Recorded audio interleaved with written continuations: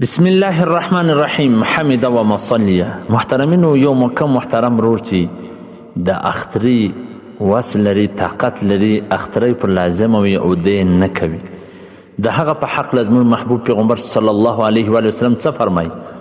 عن ابي هريره رضي الله تعالى عنه ان رسول الله صلى الله عليه وسلم قال من كان له وسعة ولم يزح فلا يقربن مصلانا. چې کم څوک، حضرت ابو هريره رضی الله تعالی عنہ سره روایت دی چې رسول الله صلی الله علیه وسلم فرمایي چې د کم چا سره گنجایش وي، وس طاقت وي، د هغه باوجود د اختری نه کوي، قرباني نه کوي، هغه د زموږ عیدګاو ته نږدې هم نه راځي، نږدې دې هم زموږ عیدګاو ته نه راځي. محترمینو، دا څومره سخت وعید دی.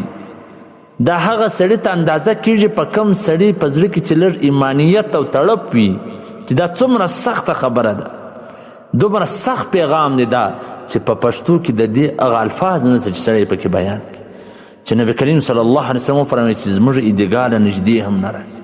هسې په الفاظو کې خو په پښتو کې معمولي خبره معلومیږي، لیکن چې د کم سړي د خپل محبوب نبی سره عشق وي، د خپل دین سره عشق وي، د خپل رب سره عشق وي، د هغه دپاره دا یو ډېره غټ وعید دی، یو ډېره سخته خبره ده. او دا حدیث دی محترمینو، دا ابن ماجه کې صفحه نمبر 226 او دا غرنګه کنز العمال جلد نمبر 5 صفحه نمبر 100 حدیث نمبر 22,211. نو په کار دا د محترمینو، یو کال بل کال اختر راځي، موږ څومره خرچې په دا کلونو کې کوو، څومره میلې او محفلونه پر باسو، څنګه رنګارنګ ځایونو کې موږ دا خرچې کوو.